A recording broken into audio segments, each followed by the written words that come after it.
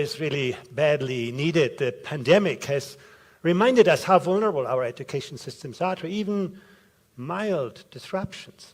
And the future will always surprise us. Climate change is going to disrupt our lives a lot more than this pandemic. And artificial intelligence puts to the test many things that we took for granted in education. We know how to educate second-class robots, people who are very good at repeating what we tell them. But what makes us human in a world in which the kind of things that are easy to teach have become easy to digitize? And there's so many other disrupting forces that we need to account for when we talk about the future of education. And teachers have a tough job. They need to live the future today that they want to see in their students tomorrow. And society is not always with them. Society is a very conservative social enterprise. We like to keep the world in balance. And at the same time, teachers need to move the world forward. And there's a lot to do. In our PISA assessments, we measure the success of students. You can see in many countries around the world, half, sometimes even more of 15-year-olds do not even achieve the most basic level of knowledge and skills. Half of the students, they may go to school, but they do not learn up to the foundations. Of course, there are students who are very successful, but let's imagine we could solve that problem of making sure that every country reaches the baseline performance. I do not have data for South Africa on this, but let's take a country like Indonesia. About 50% of 15-year-olds do not yet achieve baseline results. If Indonesia would succeed in getting everybody at least to this very basic level of performance, that would generate, almost 7 times the size of Indonesia's economy today. You cannot imagine the wealth that countries can generate simply by digging out the, wealth that's in the minds of people. Much, much more than anything you can get through natural resources now. Now, education creates resources, creates money, but can money buy education? The answer is not so clear. For countries like South Africa, on the left side, that spend relatively little on education and do not pay their teachers particularly well, investing more clearly will make a huge difference. But when you get to the right, money is no longer a guarantee for success. You can see here, the United States spends 10 times as much per student than Vietnam, and they get the same results. So money gets you so far, but at some point you need to think beyond money. And the same is true when you look at learning time. Here you can see the amount of time that students spend learning in school in blue and the amount of time they spend learning outside school, homework, tutoring, things like this. You can look at Morocco, where students spend over 50 hours learning per week, and at the same time, Switzerland, where they spend less than 30 hours. Huge differences in the volume of learning time. But when you look at productivity, you can see that in Switzerland, students learn a lot in very little hours. And in Morocco, students spend a lot of time and learn very little. So it's not money, it's not time. It's really the quality of what happens in the classroom, the work that teachers do, that is so critical to actually raise learning outcomes. And again, in the future, it's going to be tougher because, again, routine skills are disappearing from our economies, from our societies. Technology-intensive tasks are on the rise, and if you put the two things together, you get a picture of the future of work. It requires young people to be much more creative thinkers, much more complex problem solvers, but also to have the social emotional skills to live with themselves, to live with other people, to live with this planet. If you ask yourself, the wonders of the digital world, are there, but teachers are also confronted with the dark side of this. You can see here, for example, the smartphone addiction is on the rise. And that is something that teachers feel every day in the classroom. Mental health is on their doorsteps. And you can see across countries, mental health concerns are on the rise. There are many other issues, that we have worried us in the past, including the pandemic, are diminishing in importance. But as a teacher, these are the realities you're confronted with. Technology The great accelerator, the amazing amplifier of great teaching, great work, but at the same time, smartphone addiction and the negative sides of technology, all on the doorsteps of teachers today, not just tomorrow. No? The job of a teacher really is to, on the one hand, keep this world in balance by equipping students with the skills for sustainability, and at the same time helping them to live in a world that is not in balance, to become resilient, cognitively, socially, emotionally. When we talk about education internationally, we need to ask ourselves, what do we expect from teachers tomorrow? I think the first thing is pretty obvious. Teachers should help young people understand, why you're here on this planet. What is really important to you? Where can you make a difference in this world? That's the first job of a teacher. Helping young people to figure out where they can become really, really good at. Finding the extraordinary talents of ordinary students. But what makes us happy in life is usually something more. It's a difference that we can make in the world. Helping young people understand, what does the world need from you? Where can you make a genuine difference? And then ultimately, not to forget, translating better skills into better jobs and better lives. It's a tough job for teachers. Let's have a look around the world where we stand on this. When you look at international comparisons of educational outcomes, you always see Japan or Singapore at the top of the league tables. They come out really, really well in terms of mathematics and science, reading, and so on. But when you scratch the surface, and that is what it is about when we look towards the future, you can see, even a country like Japan has a lot of homework to do. Japanese kids are not that happy. Psychological well-being is not great. They don't show that much agency, taking responsibility, doing things, not just learning, absorbing things. Emotional resilience, can you reinvent yourself when the world around you changes? That light green bar is very short. So you can see, if we only look at academic performance, we get a very limited view on what it means to be successful in tomorrow's world, what it means to be a great teacher. How do we support a great teacher? Let me bring you to the other side of the world, Peru. Isn't it interesting? Children in Peru are very happy. The orange bar is very long. They show a strong level of social relationship. They relate very well to others. They show a good level of agency. They can do things. Good level of emotional resilience. But, as you can see, they're not very talented or not very good in math and science and key academic subjects. And if you look at Peru and Japan, you ask yourself, well, maybe we have to make a choice. Either kids are happy and then, they are not very good academically, or we push them very hard academically and then they end up to be really unhappy. But, you can see a country like Denmark that is pretty much good on everything. You can see students are great in academic achievement, happy students, show good level of agency, good resilience, great quality of social relationships, and last but not least, look at the lowest bar. They're open to the world.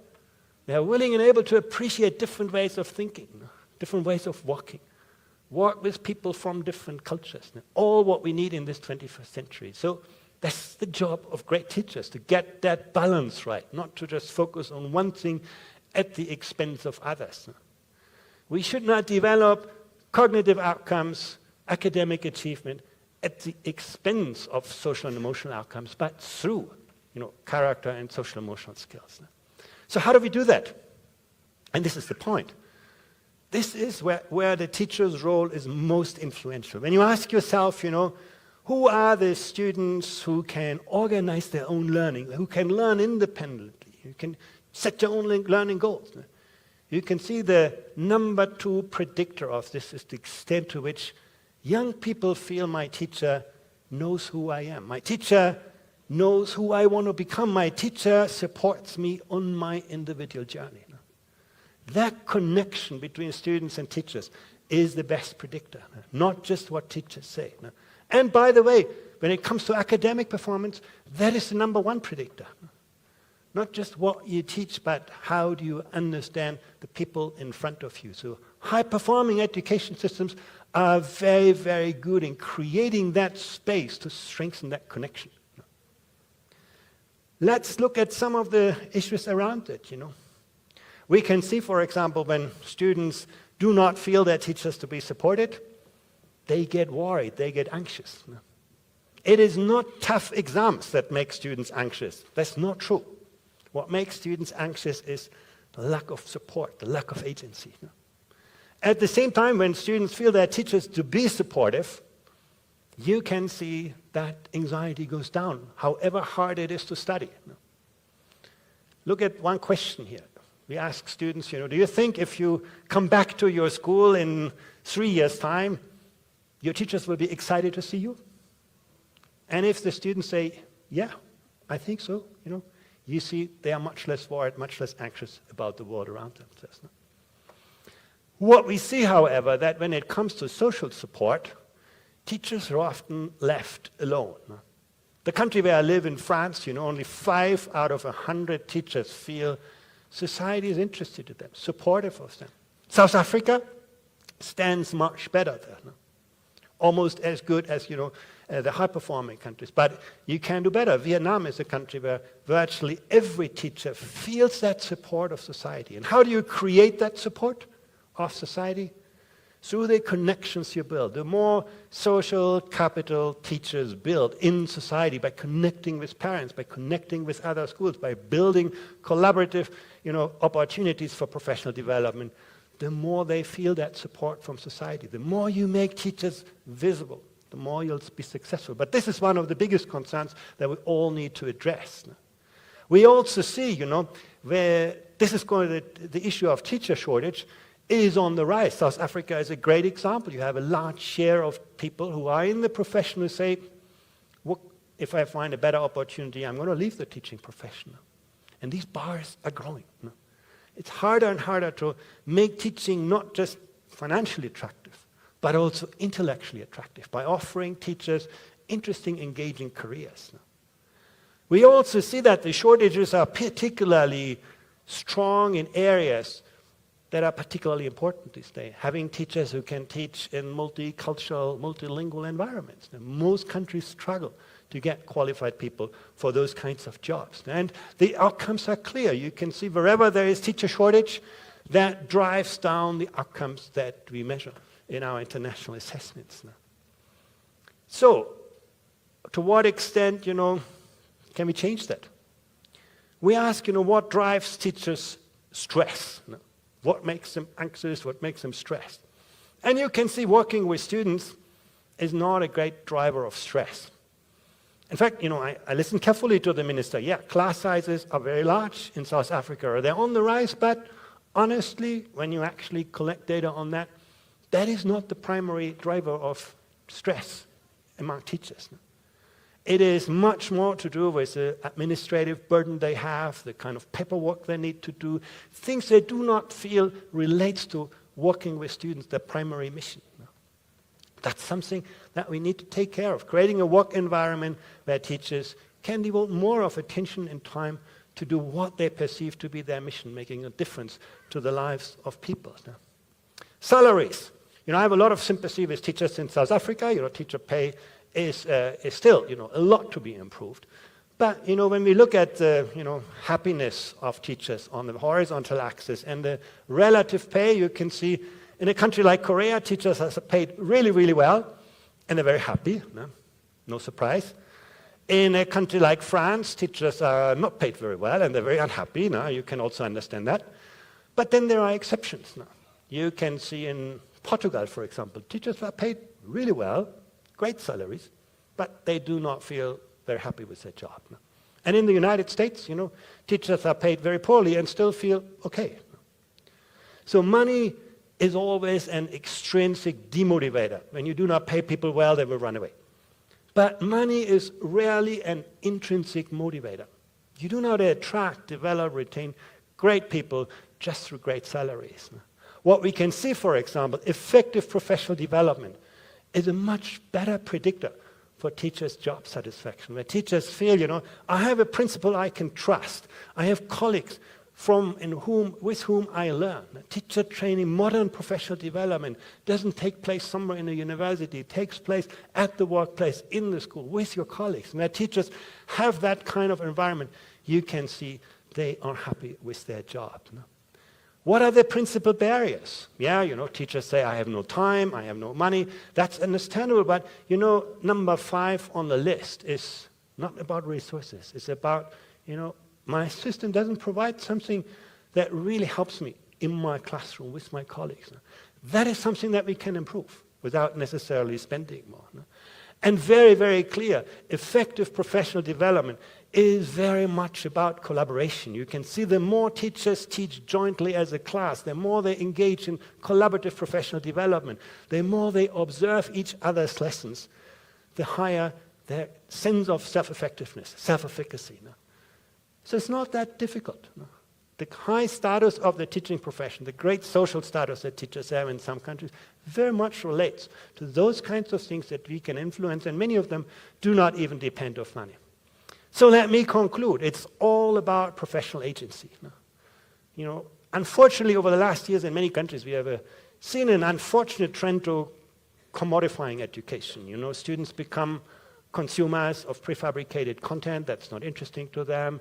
Teachers are seen as some kind of service provider and parents as a kind of client of the education system. We've taken out the heart of education, which is a whole of society enterprise, where student agency, making students active learners, building that emotional resilience among them, having students who are entrepreneurial, creative, who want to do things, not just absorb things. And the same for teachers. Teachers who are not just good instructors, but teachers who are great coaches, great mentors, good facilitators, sometimes good social workers, and always creative designers of truly innovative learning environments. That agency is clearly important. And as a school principal as well, as a principal very much. And building that kind of team around you, through individual resources, giving teachers space to develop their resources, but even more, allowing teachers to share and co-create resources through the system. That's what we can learn from systems like China, where teachers are all connected. They always work with each other. If one teacher invents something in a classroom, everybody else in the system will see it tomorrow. The government can sit back because teachers, the profession, does most of the invention and developmental work. And that drives job satisfaction. That drives professional competence, professional culture, and ultimately the prestige that we want to see. So it is about human resource, policies and practices, and creating that framework is what governments can do, but it's also very, very much a role of, system leadership. And I believe, countries, these are things that countries achieve. The world is no longer divided between rich and well-educated and poor and poorly educated countries. You can see some of the world's leading education systems used to be actually quite poor. If you look at Vietnam in Asia, if you look at countries like Colombia and Peru and South America, these are countries on a very, very rapid progress, and I think we should all aspire to get there. Thank you very much. Thank you.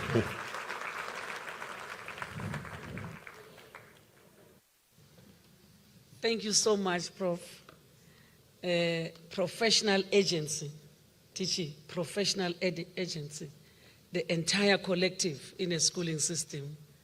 We really, really appreciate Prof and your availability. I don't know whether we must take a break because the president is here. If I say go out on break, it will cause havoc because we may not come back in that 5 minutes. But I know when the president speaks, there should be no movement to show the respect to the President of the Republic of South Africa. So, can we quickly run, just for the body relief, as they are setting up the podium for the president, run and quickly come back and settle. Just run and come back quickly. So that when the president is here, there's no movement.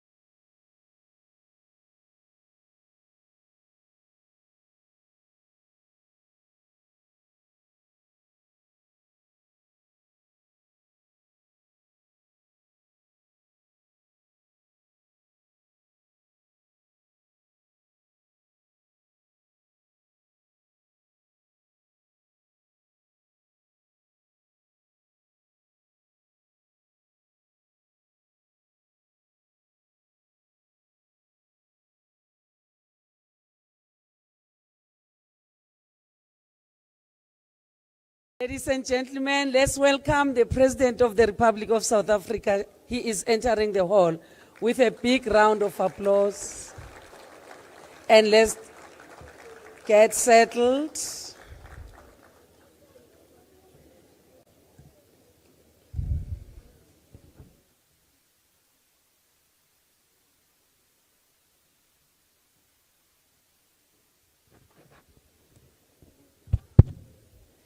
Let's get settled. We said we must just run, and I hope that we're all going to run.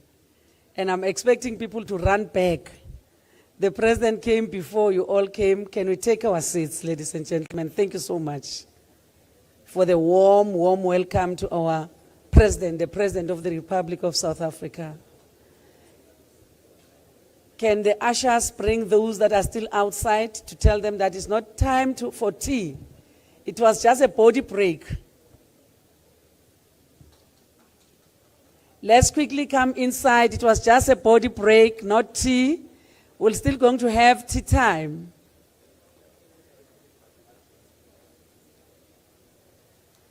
Please, let's get settled. Let's get settled.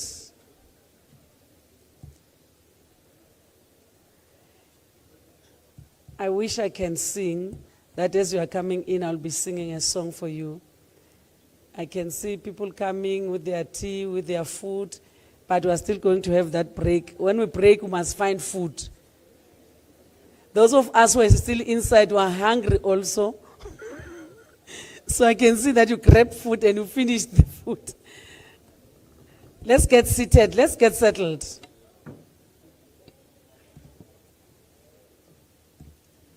Let's get settled. The President is in the house.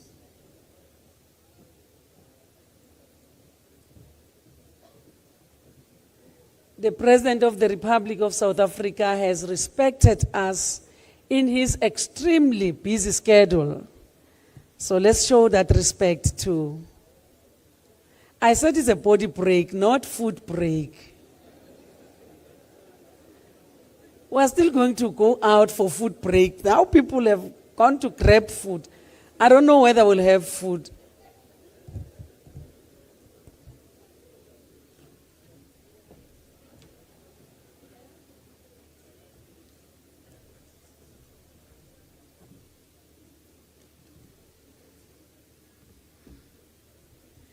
Please, let's make it quicker. Let's take our seats. I don't know what you're going to do with that food. Because it will not be showing respect. The President is speaking, now we're eating. I've never seen that happening in South Africa before. It will be for the first time in this basic education, the Khotla.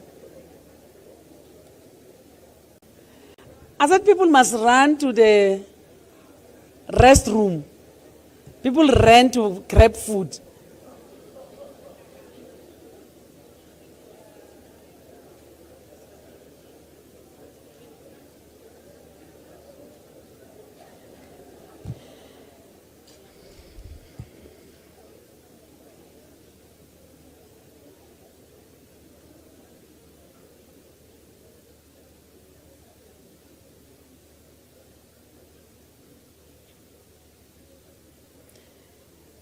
Minister, in our midst, we have the chairperson of the Portfolio Committee of Basic Education in the National Assembly, Ms.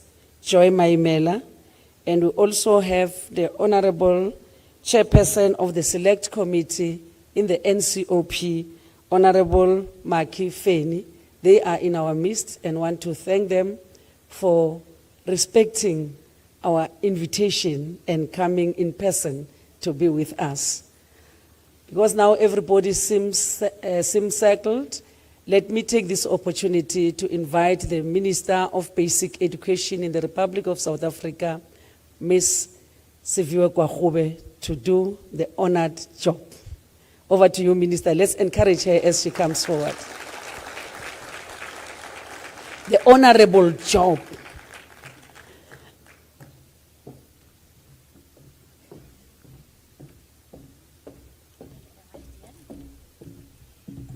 Thank you very much, Deputy Minister.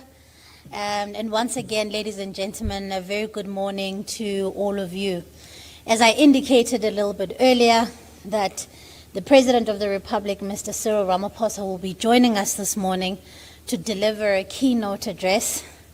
And the President has been a great supporter of not only this Lekgotla, but also a great supporter of the work that we are doing here in the department. In fact, when we went to go present to him the matric results earlier this year, before we were releasing them, he has indicated to me on a number of occasions that he is a great supporter of the work that we're trying to do, the strategic reorientation of saying we want to make sure that we strengthen the foundations of learning, and has personally pledged his support to try and make this a reality. And so his presence here, I think, speaks to that commitment that he has made, that he wants to help us strengthen the foundations of learning.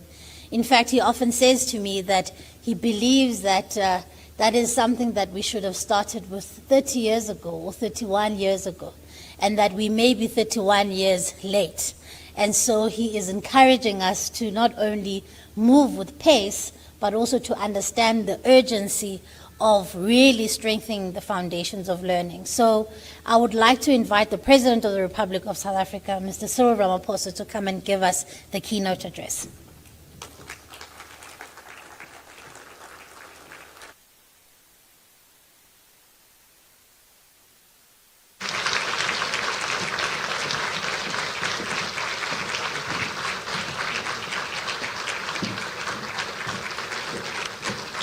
Thank you. Let's be seated, please. Thank you.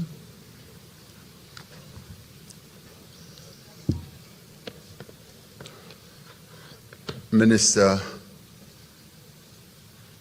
of Basic Education, Deputy Minister of Basic Education, and the Chairperson of the Portfolio Committee on Basic Education, Honorable Joy Maimela, and the Chairperson also of the Select Committee on Education, Honorable Ntshavheni, the Director General of Basic Education, the MECs who are here present, particularly our host MEC of Basic Education here in Gauteng, and the members of the national and provincial legislatures and representatives of political parties, this being a non-political party activity, so behave yourselves, and representatives of teacher unions and representatives of school governing body associations, higher education institutions that are here present, education organizations and civil societies, and internationally based organizations both on our continent as well as internationally, and more broadly those who are part of the UN system, and representatives of business who continue to support the work that we do, and all guests and ladies and gentlemen. It's always wonderful for me to be here with men and women whose work in many, many ways is shaping our nation's future. Whether you are an educator, whether you are in an organizations that support education, and whether you are in teacher unions, in parliament, it is really wonderful to have people like yourselves devoting so much time to come and talk about the most important undertaking that any country has to embark upon, educating its young people. Education is the bedrock upon which societies are built and on which they thrive, but it is also the bedrock upon which the futures of nations are made. Because education enables development.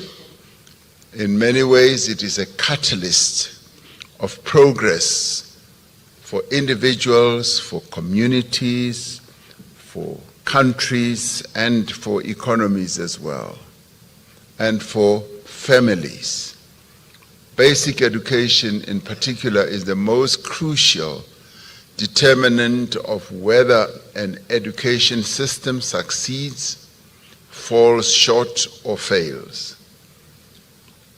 We therefore regard the annual basic education Lekgotla as one of the most important events on the national agenda, and that is why whenever the invitation comes, I, Deputy Minister, don't only honor, I do what you said, I respect, and that's what brings me here.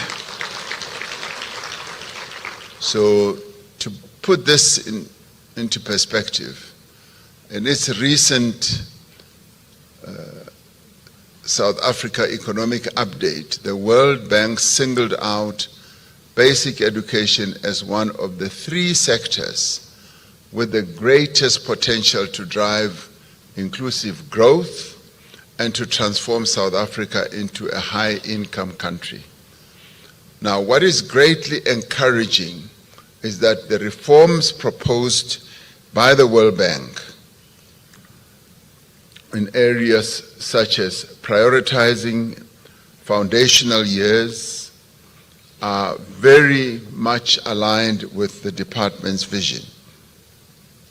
Early childhood development, numeracy, and early grade reading are just some of the focus areas highlighted in the World Bank report. Minister is absolutely right. I've often said to her, we should have started with the early childhood development 30 years ago.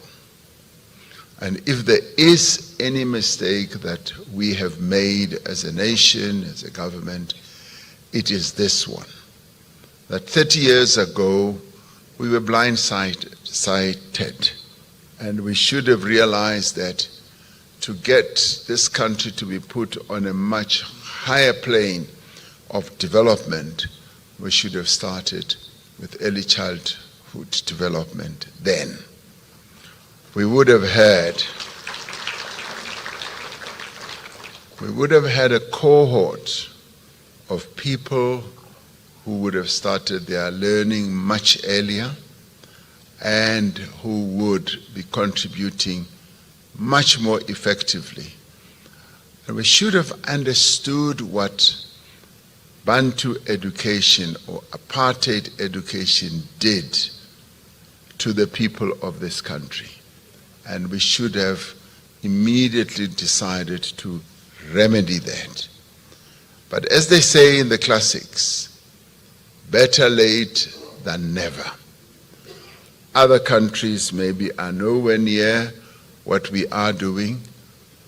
Now we need to gather speed, focus, and momentum.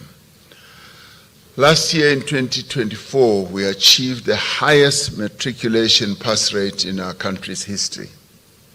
Now, the achievements of the class of 2024 reinforce our commitment to developing our nation's most valuable resource, our young people.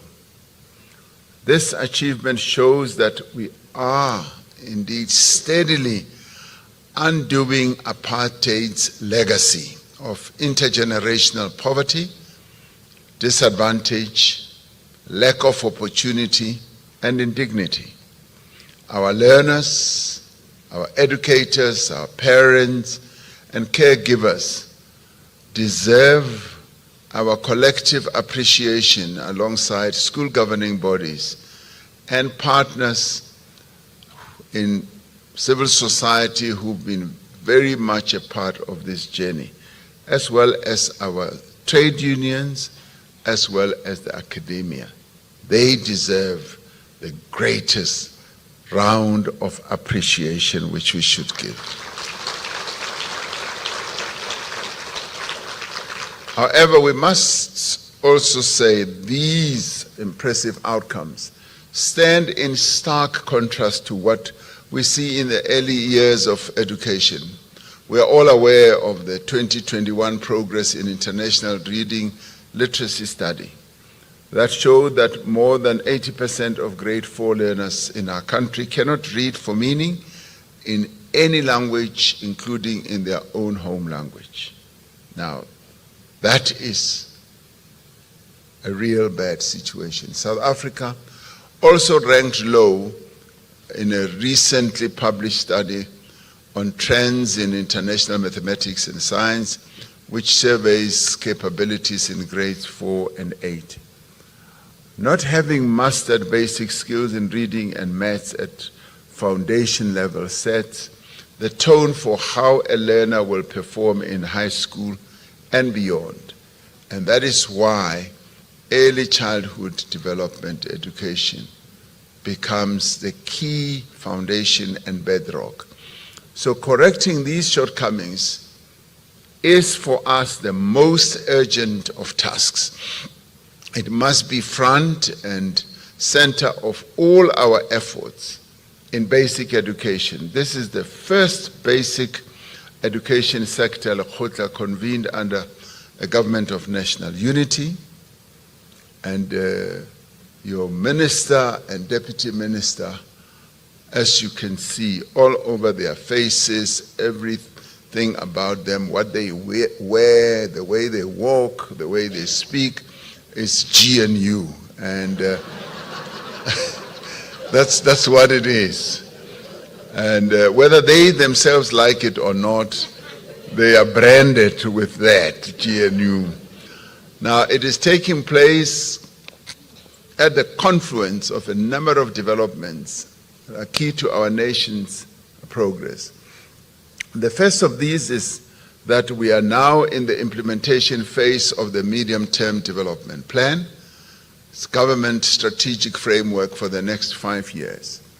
The second is that we are now in the 5-year countdown towards achieving the Sustainable Development Goals of the United Nations, and in particular SDG 4, on ensuring inclusive and equitable quality education and promoting lifelong learning opportunities for all.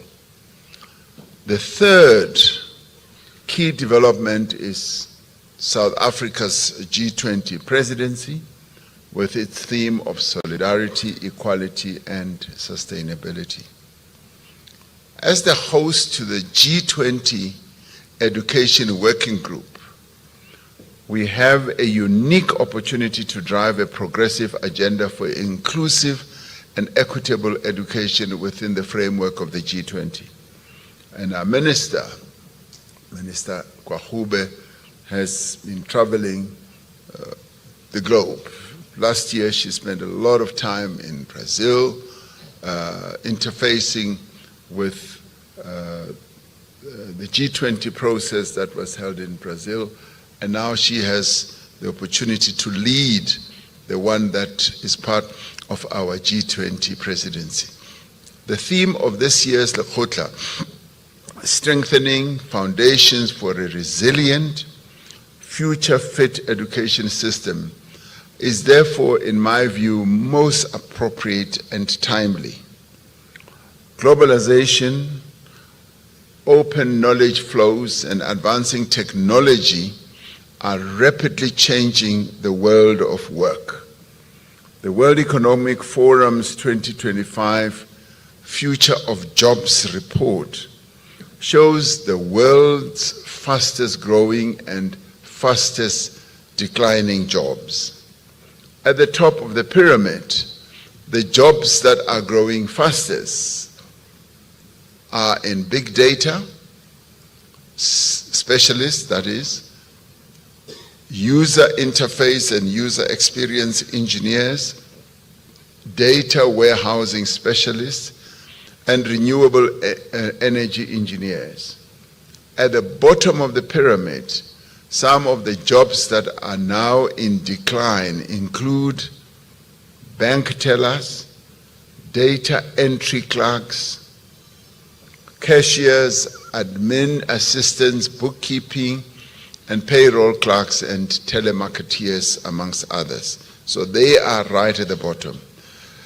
Many of these occupations that are in decline are entry-level positions for young people entering the job market after school. Now, artificial intelligence and large language models are cutting a swath across many types of work. And one of these applications, ChatGPT, has an estimated 300 million weekly active users globally. Now, the share of students that are using ChatGPT to assist them with school assignment has doubled between 2023 and 2024 in the United States alone. Now, the first generation to grow up with the internet, the Gen Z, as they say, are already in their 30s. Generation Alpha, the first fully digital generation, are now in high school. Now, the babies born this year are the start of Generation Beta and will begin school in 2030. Now, these Generation Beta children will be mastering the use of artificial intelligence tools for schoolwork, for problem solving, and for life advice before they even reach high school. Now, this is to say nothing of their future career paths. There are now tools that can build a website, I'm told, in 30 seconds, and compile a fully referenced research paper in about a minute. Now, these sites can do anything. Now, the other day, my spokesperson, Vincent Magwenya, was showing me a picture where it was said that I was in a press conference and seated and a few people standing by, and he was standing next to me. It was AI generated. Of course, I didn't have such a press conference.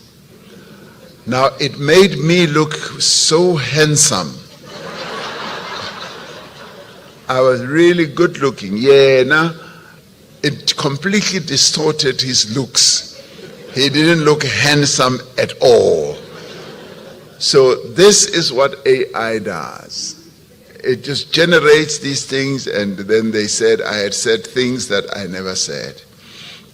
So when we speak of equipping our young people with the skills for a changing world, we are not only talking about the structure of education needing to be transformed, but it is its method of delivery as well. I'm pleased that this is an issue that is prioritized at this basic education khotla. We have to adapt to this new reality, or possibly this new risk, and the consequences of last century methods that cannot deliver new century outcomes.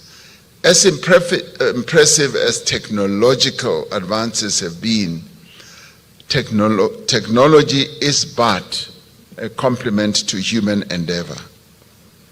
There is no substitute for solid foundational education that is led by committed and capable educators that sets the stage for a more effective and equitable education system.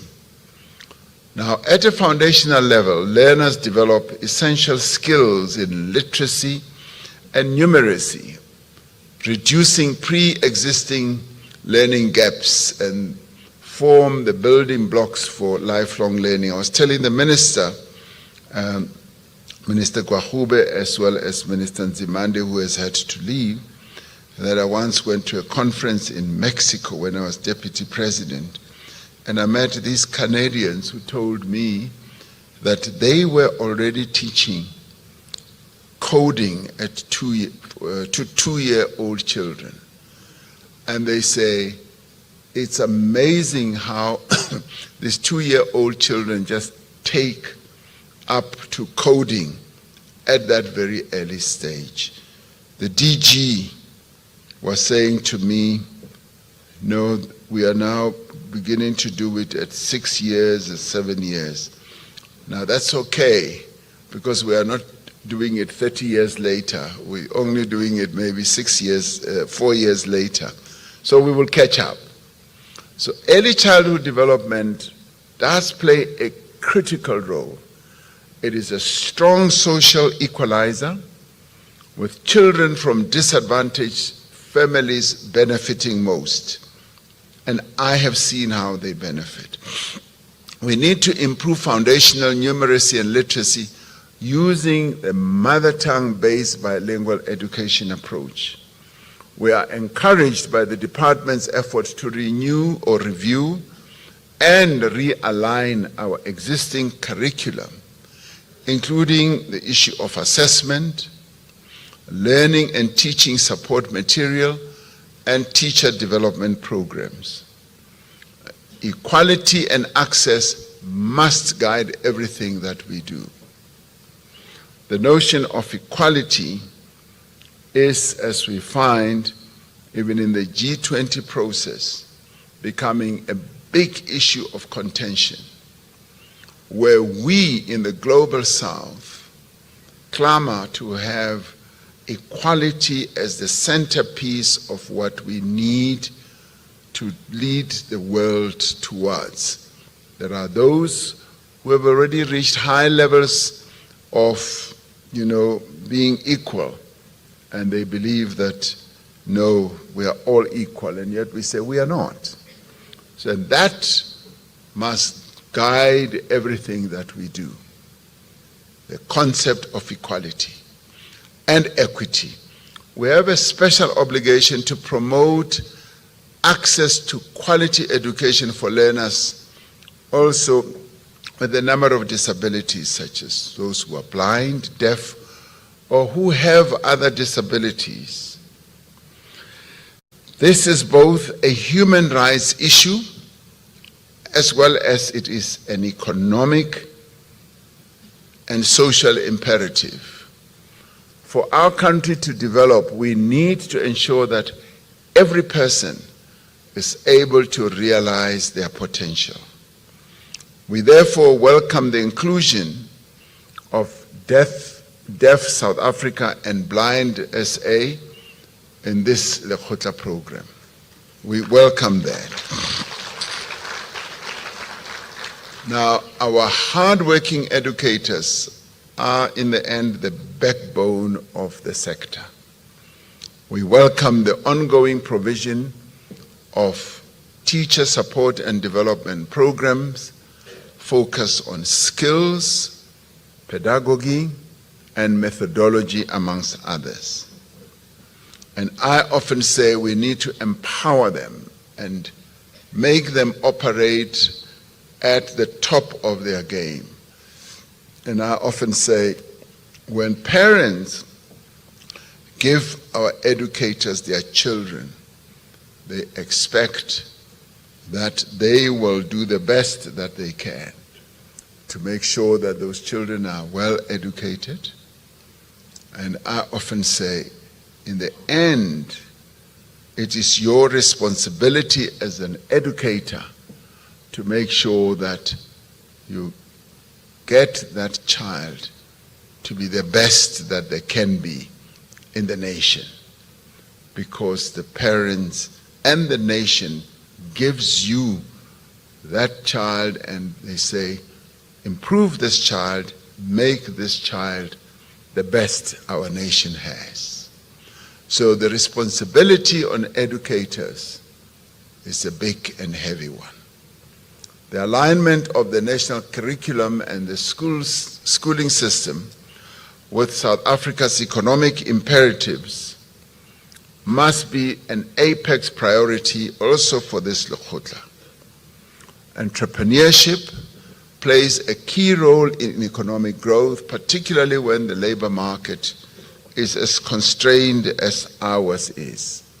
Now, as we prepare young people for employment, we must also be able to support pathways for them to be employers, to be self-employed. Our education system needs to be responsive to the evolving skills needs of our economy. One of the most important ways of doing this is through structured technical and vocational education pathways in the schooling system that run parallel to the general academic education pathway. And when I say parallel, I mean that we do need to accede to the same learning and skilling levels or systems that other countries that are more developed in their economies are doing. And I've learned a lot of lessons from what Germany does, what Switzerland does, and that is why they are able to produce world-class products, because as people do their academic learning, they also, at the same time, parallel to that, they also do the practical learning. There's nothing as better as you learn the theory, and thereafter you also learn, at the same time you also learn the practical. Because that, I have found, is what really defines countries such as Germany and Switzerland, and indeed others, from many others, because they have a parallel approach. The diversification into academic, technical, and vocational pathways provides learners with greater choices based on their interests, abilities, and aptitudes. It enables them to choose the right careers and achieve great success. We need to be more assertive in marketing these pathways to learners, including through life orientation and career guidance classes. I took time to speak to a few learners who had passed their matric, and I said, what do you want to do going forward? And some of them were not clear. Have you applied to university? Yes, I applied for this, but they didn't take me because I didn't have the right level of mathematics. What was your fallback position? What is the other option? I don't know. I don't know. That's what they say. And we therefore need to be assisting these young people to have clear choices of pathways. Now, as stakeholders in the sector, we need to work together to address the prevalent bias towards general academic education and even the stigma that exists around choosing vocational occupations. Vocational training should not be seen as just a fallback option for learners who have been identified as unlikely to obtain the marks needed for university entry. It should be seen as an attractive proposition for all learners. One looks at a highly industrialized country, yes, like Germany, and even a few others in Europe, where 47% of the workforce has a vocational qualification compared to 17% with higher education degrees. Now, I look forward to the outcomes of this year's Lekgotla, which is happening at such a critical time in the life of our nation. The basic education sector, Lekgotla, brings together political and administrative heads in education, as well as the representatives of teachers, parents, and learner organizations. It also brings together local and international academics, as I said, and welcome them, as well as experts from the post-school education sectors and industry leaders specializing in human resources. Minister, I would, as we move on, would like to see more industry players who would be here in larger numbers, so that what we plan in our lekgotla should also be informed by what they have to say. Because in the end, we want the young people that we are preparing for the future to know precisely what the economy needs, because they are going to be key actors in that economy, and what firms need in the form of human resource. In other words, we have in this room the full complement of those who have it within their means and capability to transform the basic education landscape for the better, and most importantly, to also transform it for the future. And if we can embrace these types of approaches and be more practically oriented in doing what needs to be done, and come up with more innovative ways of dealing better with our past. I often say that we are dealing with what happened in the past. That shadow of, in your sector, of apartheid education continues to cast its shade on the future as we move on. We therefore need to do a lot of things to take our children out of that shadow so that they can come into the light. And we do so by fully embarking on innovative methods, innovative ways of being able to come up with innovative solutions. Now, I'm glad that all of you who are here, you're committed to doing precisely that. This, for me, is an important moment when all of you who are in education can come up with really wonderful solutions that can take our country forward. The future of our country is in your hands, and we expect that you will come up with great plans that can take our young people forward. Thank you very much.